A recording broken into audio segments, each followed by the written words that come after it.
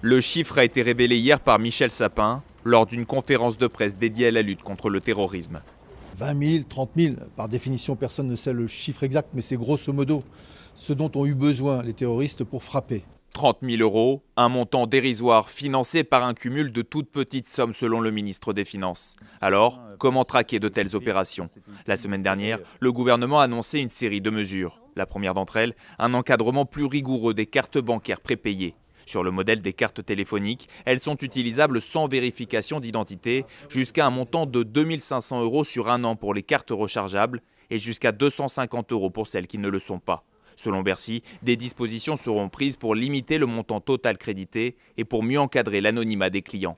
Autre mesure, elle concerne les pouvoirs de Tracfin, la cellule anti-blanchiment du ministère des Finances. Ces agents pourront dorénavant accéder au fichier des personnes recherchées. Dans celui-ci se trouvent les fiches S. Elles concernent les individus représentant une menace pour la sûreté de l'État.